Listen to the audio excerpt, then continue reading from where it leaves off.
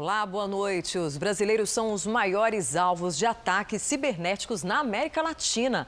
Hackers invadem os computadores e só liberam os dados depois do pagamento de um resgate.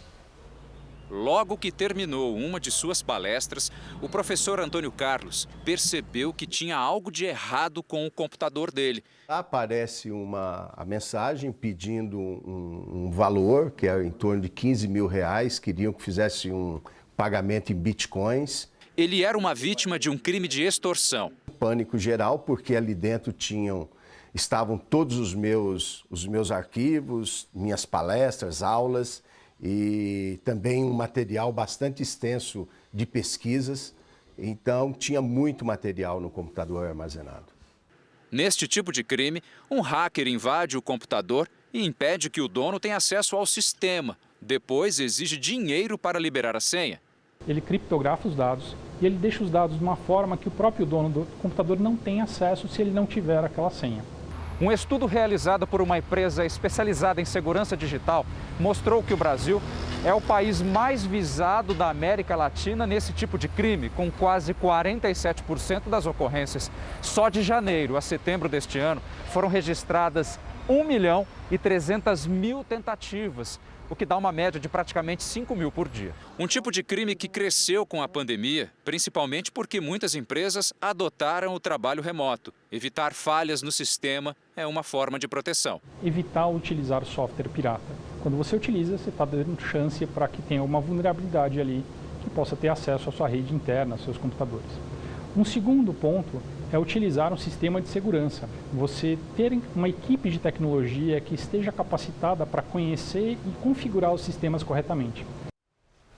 Veja outros destaques do Jornal da Record. O hospital em Porto Alegre tem tiroteio na porta da emergência. Vacina contra o coronavírus vai ser obrigatória em São Paulo. O governo zera tarifas de importação de milho e soja. Agora, no Jornal da Record.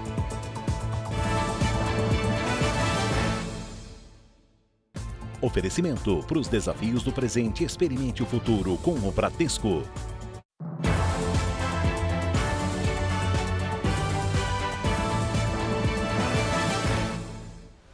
Durante a noite, houve um tiroteio em frente ao pátio de emergência de um hospital em Porto Alegre. A Daiane Dalitese tem os detalhes. Olá, boa noite. Boa noite.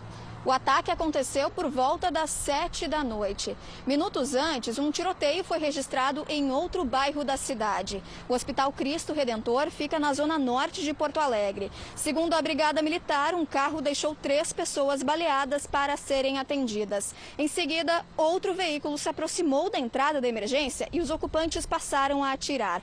Uma mulher ficou ferida. Ao ouvir os disparos, os pacientes e funcionários correram para dentro do hospital e portas de vidro foram quebradas. Nenhuma marca de tiro foi encontrada no prédio e até agora ninguém foi preso. Patrícia.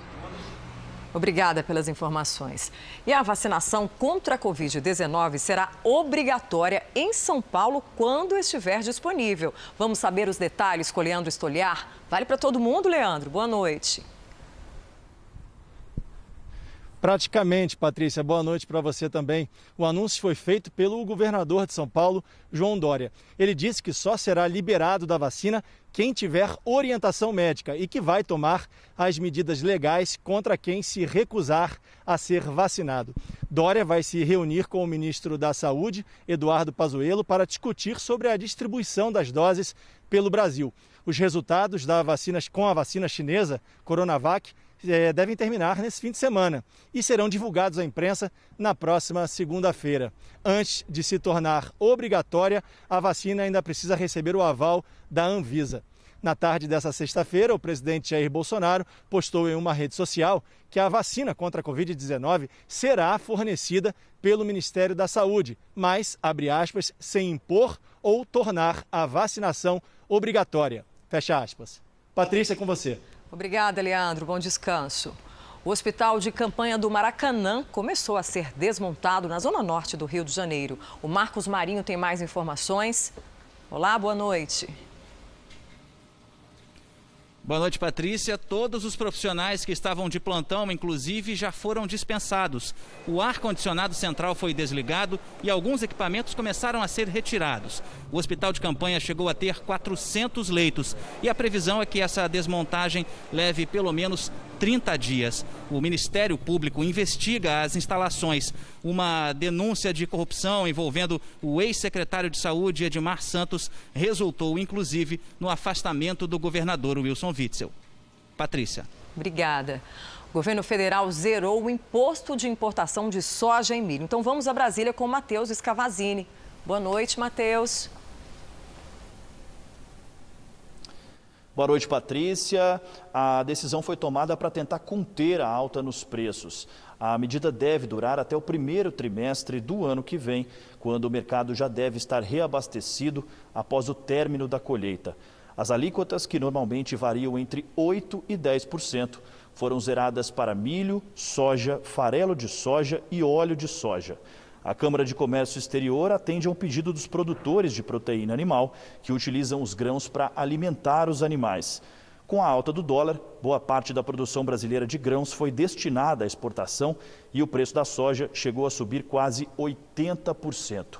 Os produtos importados do Mercosul já são isentos de imposto. Por isso, os Estados Unidos devem ser o país mais beneficiado. Patrícia. Obrigada, Matheus. O Dia Mundial da Alimentação foi comemorado nesta sexta e um novo relatório divulgado pela ONU alertou que o número de pessoas que passa fome pode aumentar em mais de 100 milhões ainda este ano por conta do coronavírus. Quem traz as informações é a correspondente Ana Paula Gomes. Mais uma triste consequência da pandemia. Até o final deste ano, o número de pessoas com fome aguda pode chegar a 270 milhões, o dobro do registrado em 2019. Entre os fatores que surgiram com a pandemia está a perda de rendimento das famílias que não conseguem comprar os alimentos. Os continentes mais afetados são a Ásia, a África e a América do Sul. Segundo a ONU, o planeta produz comida suficiente para todo mundo. O problema está na desigualdade da distribuição. De Lisboa, Ana Paula Gomes. Aqui no Brasil, uma campanha vai distribuir comida em 6 estados. As ações solidárias foram idealizadas pelo Grupo JBS. Serão distribuídas 120 mil quentinhas para famílias vulneráveis no Maranhão, Pará, Pernambuco, Rio de Janeiro, São Paulo e Distrito Federal. Cozinheiras das próprias comunidades foram contratadas para fazer a comida. Neste ano de pandemia, a empresa brasileira líder da indústria de alimentos entregou 400 toneladas de proteína, mais de 1 milhão de itens de higiene e limpeza e 550 mil cestas básicas. O câncer já é a segunda causa de mortalidade no Brasil e no mundo. E até 2030 pode ultrapassar as doenças cardiovasculares. Veja o que disse a diretora-geral do Instituto Nacional de Câncer, Ana Cristina Pinho, na Live JR. De um modo geral, o câncer é um conjunto de doenças muito associadas ao processo de envelhecimento do organismo. Então, é natural que a prevalência aumente à medida em que a população vive mais. Então, isso mostra para o nosso país, inclusive, avanços no aspecto da saúde da sua população de um modo geral. E o câncer de mama, na população feminina, também essa alta prevalência também é um indicador de avanço, de progresso no sistema de saúde, porque é exatamente o mesmo câncer que mais acomete e mata mulheres nos países desenvolvidos. No Japão, um parque de diversões oferece pacotes que unem trabalho e lazer. A correspondente Silvia Kikuchi tem os detalhes. A proposta é simples: permitir a entrada de pessoas que querem usar o parque não para brincar, mas para trabalhar remotamente. Ao pagar uma entrada equivalente a cerca de R$100, o cliente ganha um gerador de energia para os equipamentos e conexão Wi-Fi. O local de trabalho pode ser dentro da roda gigante, ao lado da piscina ou qualquer outro lugar do parque em Tóquio. A novidade tem atraído profissionais que já vinham trabalhando de casa desde o início da pandemia. No final do expediente, nada impede que o funcionário possa relaxar nas atrações do parque. De Tóquio, Silvia Kikuchi. Unir as duas coisas, né? Obrigada. E essa edição do Jornal da Record termina aqui. Outras informações no Fala Brasil, edição de sábado às 7h35 da manhã. Bom fim de semana para você.